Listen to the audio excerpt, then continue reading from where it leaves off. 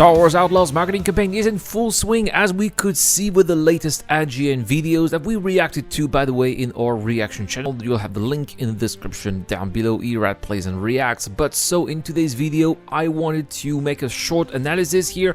5 pros, 5 cons out of everything that we have seen so far. 5 things that could get us excited about Star Wars Outlaws, and 5 things that are unfortunately a little bit off-putting, to say the least. Let's talk about the good first, and I think that there are 2 amazing looking worlds there in this game. Tatooine, and I think also the brand new moon of Toshara are absolutely looking like fantastic worlds that I would absolutely love to visit in this game, especially Tatooine, which really looks like it has a faithful recreation of Mos Eisley, where of course Mos Eisley is where Luke Skywalker and Obi-Wan Kenobi venture to in Star Wars A New Hope, and they go to the cantina, meet Han Solo and the rest of history. Well, it seems that we are going to be able to go to all of these iconic places in this game as well, which have been remade in a way that we have never seen in the video game before, and that, I believe, in itself is worth checking out. I also think that the world of Toshara is very interesting looking.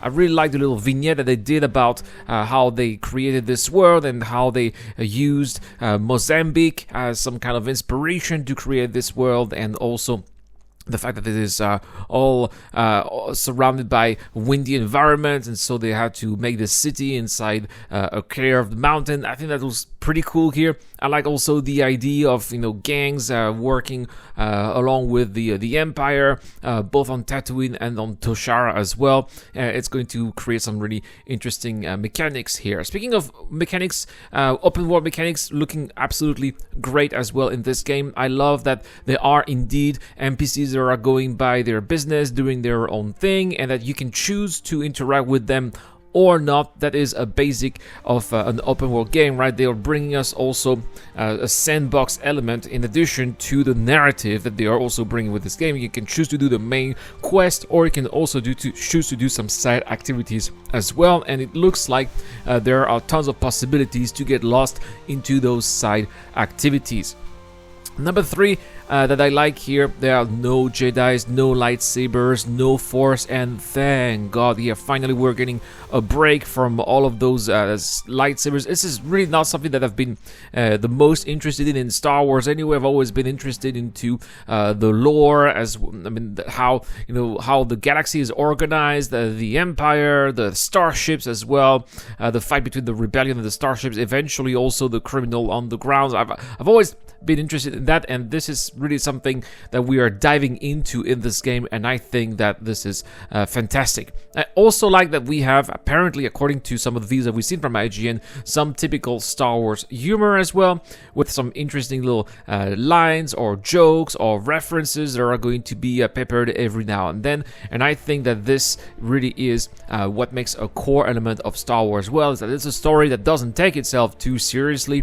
And also, this seems to be the case in this game. Now, not everything seems phenomenal in Star Wars Outlaws, unfortunately. I know that a lot of people have been talking about how the game looks like, the graphics. I think that they're kind of 50-50 here, so I'm not going to count them as bad.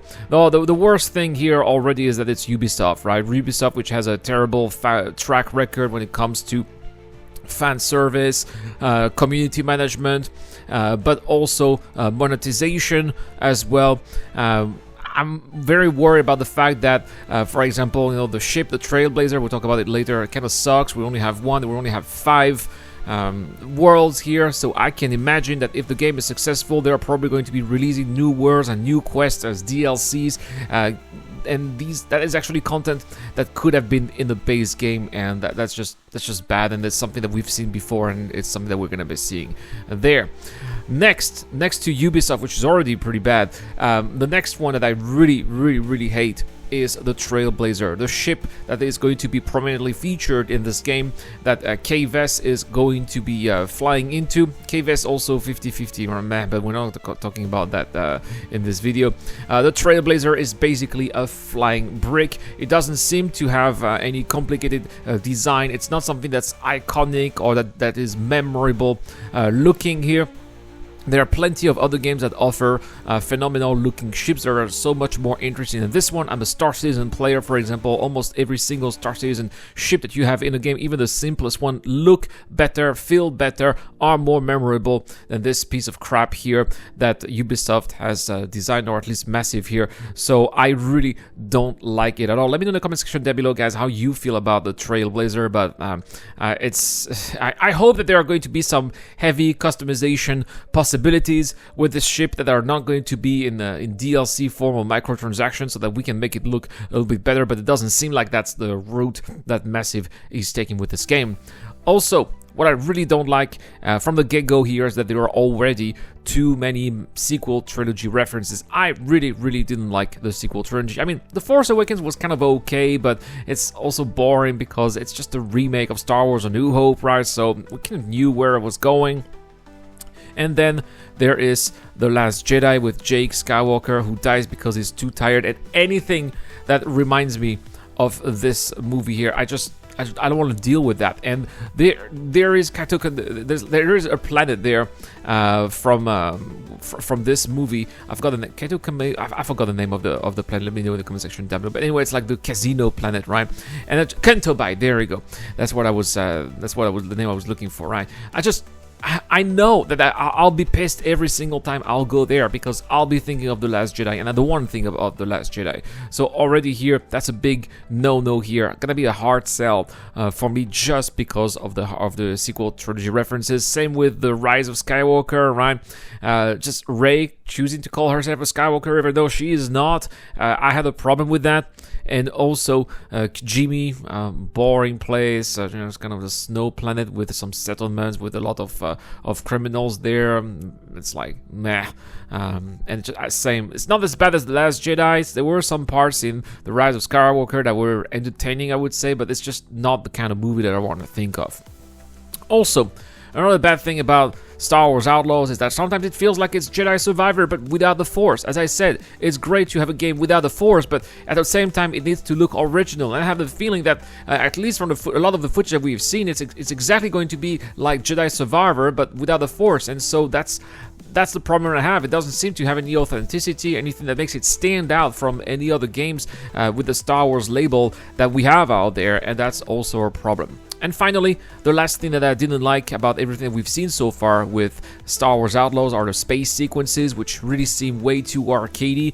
I would have liked something a little bit better, at least a first-person view inside the ship, so we can get to see the cockpit and really feel like we are flying the ship, but that's not going to be the case. And also, the space around each of the locations we're going to go to really seem too cluttered with too many objects, too many things going on, and it doesn't seem like it's what we get to see when we are watching Star Wars movies, which usually features black space. So I guess, again, we'll see. Maybe these are just some specific areas around the planet that they showcased in those videos. But as far as I'm concerned, I got a bad feeling about this. With those words, we're going to end this video. Thank you so much for watching. Let me know in the comment section down below. Are you going to pick up Star Wars Outlaws or not? And what do you guys think are the most interesting things and the most annoying things that we have seen so far about this game? I would love to read from you in the comment section down below. This video was made possible thanks to the people who support me on Patreon and via the YouTube membership program, including Dr. Fabin, Zero Crusher, Deployable Fidel, Ducky to Ducker, Shadow Rise, and APX Kilo. I've been Iran. Thank you so much for watching. I'll see you guys in the next one.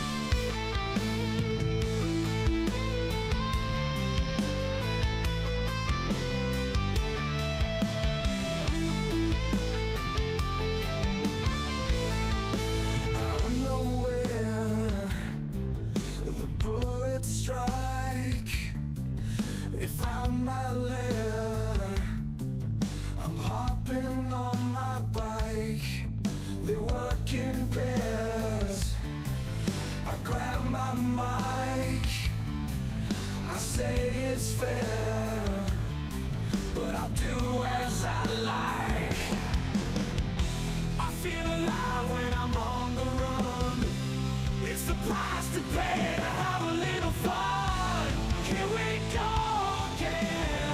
I've got a bounty on my head.